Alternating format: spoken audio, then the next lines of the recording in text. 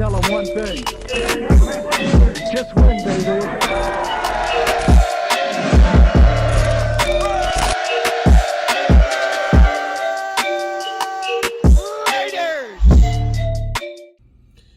Man, I don't even know where to start off with this game, but as you already know, man, we lost to the team without a name, 17-15, and so many things could have happened differently in this game, but it didn't. At the end of the day, we took that L.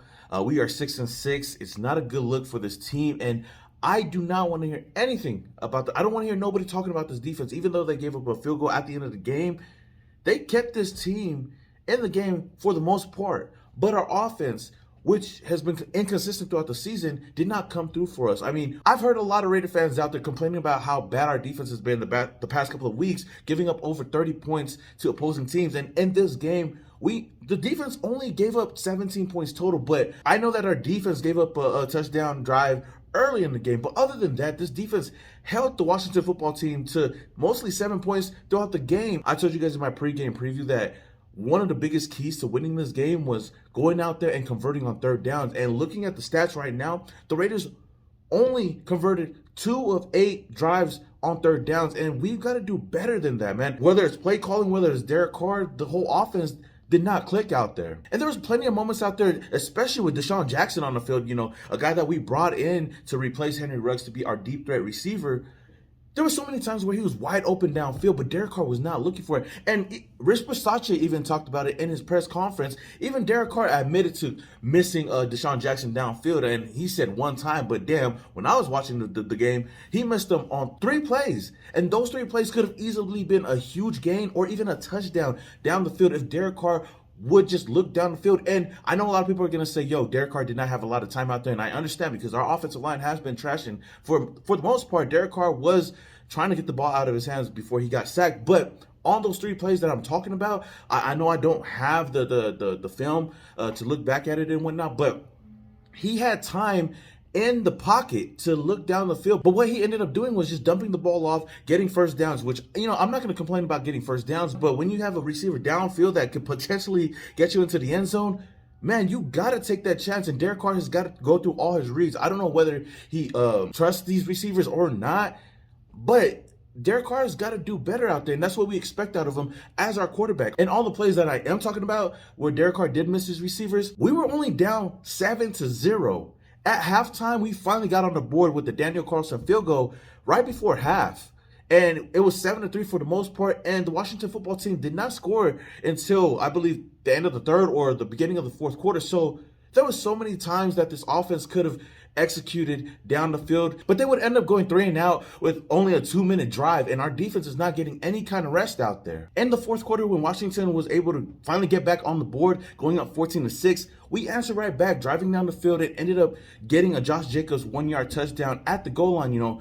Luckily enough for us, the referees actually gave us some calls, and which helped us drive down the field. Now, kudos to the Raiders for trying to go for a 2-point conversion. Obviously, we failed to convert on that 2-point conversion. I don't know what the hell Derek Carr was doing out there, trying to zip that ball to Bryan Edwards. I know that it was overthrown a bit, but he could have put some touch on that ball and given it to Bryan Edwards in the back of the end zone. And even with us not converting on that 2-point conversion, our defense came through on the next drive, getting an interception. Shout out to Nate Hobbs for getting his first interception of his career.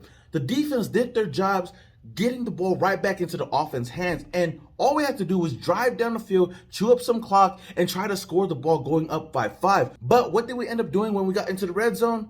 We settled for a field goal. Our play calling was getting stale out there, and we go up by 1 point. And now you're expecting our defense to try to stop the Washington football team another time when all they have to do is drive down the field, past the 50-yard line, and get a field goal. It's like the Raiders are expecting our defense to do everything.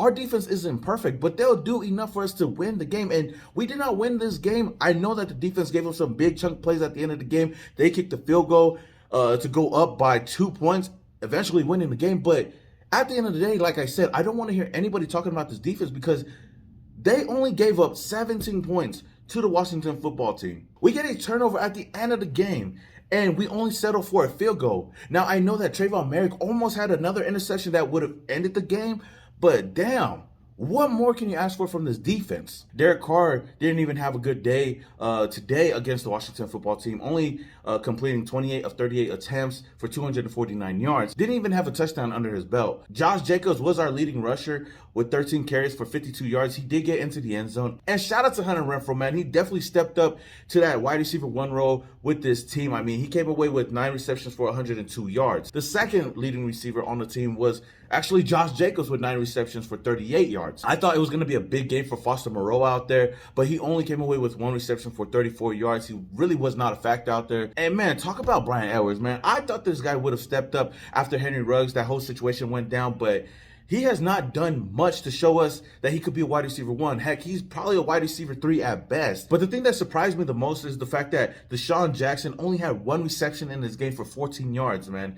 There were 3 times, like I said before, that Deshaun Jackson was open downfield. And I know I keep talking about this over and over again, but man, just the missed opportunities that we had out there really killed us in this game. Now, we can't talk about this game without talking about the elephant in the room, which is the fucking referees out there.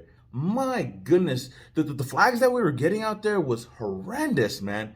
Horrendous. Like, bro, there was so many plays that the referees would go blind. I mean, there was a couple of times where Derek Carr was trying to call a timeout and the referees were acting, different. They was acting like they didn't see my dude out there. And so many holding calls that they did not call out there. They gave us some bullshit penalties out there. Shit, roughing the passer on Max Crosby. But the referees missed the biggest call of the game with that Derek Carr to Zay Jones connection. I mean, I know Zay Jones could have possibly caught that ball, but still, man, they missed a huge PI penalty. And you seen the defender trying to snag on his jersey. It should have been a call. We should have advanced the ball down the field, and Daniel Carlson should have did what he did last week, kicked the game-winning field goal to win this game. But obviously, that's not how it went down. Now, I understand that it shouldn't have went down to that play because there was so many opportunities before that, whether it was the Trayvon Merrick interception or our offense getting a touchdown to go up by 5 instead of 1, or even the defense making a stop at the end of the game so they don't kick the game-winning field goal. There's so many things, but I'm just saying, like, opportunities were missed in this game. But with all that being said, after having a huge W last week against the Dallas Cowboys,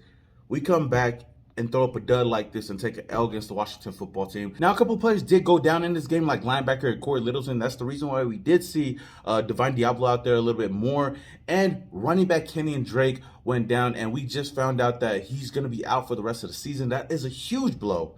Huge blow for this offense, especially for this running back core. I know that we had Payne Barber out there for the most part and Josh Jacobs, but man, it just sucks to lose a guy like Kenyon Drake out there on the offensive side of the ball. If you guys did see the play, it was a bit gruesome. Hopefully he does get better. And even in a loss like this, I do want to give a shout out to some players out there, especially some of our rookies, like linebacker Malcolm Kuntz for getting his first sack of his career, and cornerback Nate Hobbs for getting his first interception of his career as well. I was hoping that Trayvon Merrick could have got that interception to seal the game. It would have been his second of the season, but you know what? It did not go down like that. So with that being said, if I had to blame anybody for this loss, it would be the offense as a whole, from Derek Carr to Greg Olsen's play calling and to this offensive line. But Raider Nation, let me know your thoughts on this game down in the comments below. All right, Raider Nation, that is all I have for you guys today on this video. But before I go, I want to give a huge shout out to the Raider Nation and to you guys, the Oos Nation, for coming through to the Tropicana at the Triangle Lounge. I mean, the blackout party was lit. I met a lot of great people out there, man. I got to hang out with my boy Fitz out here. I went to my first Raider game